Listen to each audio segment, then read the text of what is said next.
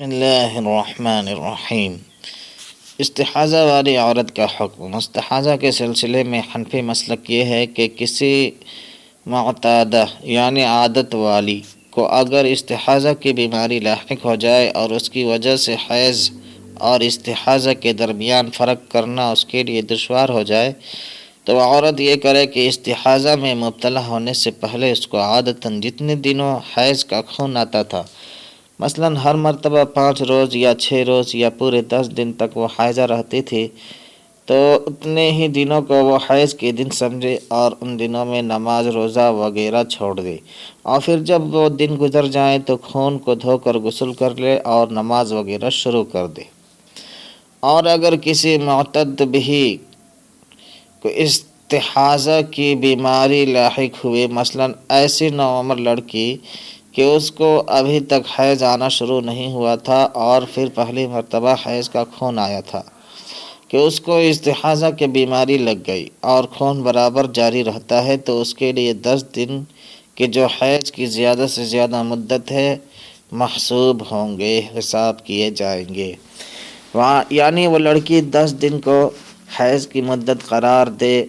اس کے دوران نماز وغیرہ چھوڑ دے اور پھر وہ 10 دن پورے ہو جائیں تو خون کو دھو کر نہائے اور نماز وغیرہ شروع کر دے۔ مسئلہ: حیض کی مدت والے دن گزر جانے پر بس ایک دفعہ اپنے حصے کو دھو کر غسل کر لے اور جب نماز کا وقت آئے تو جلدی وضو کرے اور پھر دوسری نماز کا وقت آنے تک اسی وضو سے جو نماز چاہے پڑھ لے، اگرچہ خون بہہ رہا ہو۔ اس خون کے بہنے میں اس کا حکم معذور کا ہوگا۔ مظاہر حق: حیض و نفاس کے علاوہ تیسرا خون جو عورتوں کو آتا ہے وہ استحاضہ ہے۔ یہ دراصل رحم کے اندر بچہ دانی میں کسی باریک رگ کے پھٹ جانے سے جاری ہوتا ہے اور اکثر مسلسل ہوتا ہے اور کبھی وقفہ کے ساتھ بھی ہوتا ہے۔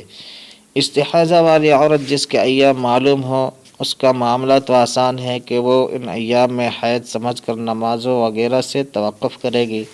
پھر غسل کر کے نمازیں وغیرہ پڑھتی رہے گی، لیکن جو بالغ ہوتے ہی استحاضہ میں مبتلا ہو جائے یا بعد میں استحاضہ میں مبتلا ہو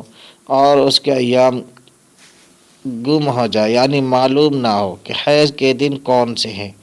اور متأخر یعنی پاکی کے دن کون سے ہیں، جن عورتوں میں حیض کی بے قاعدگی ہوتی ہے ان میں اس قسم کے عوارض پیدا ہوتے ہیں۔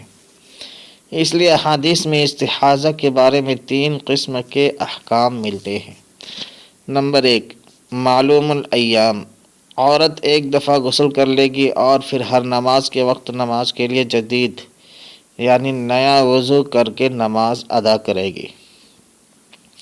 مسئلہ: استحاضہ والی عورت سلسلے بول یعنی جس کے مستقل پیشاب بہتا رہتا ہو،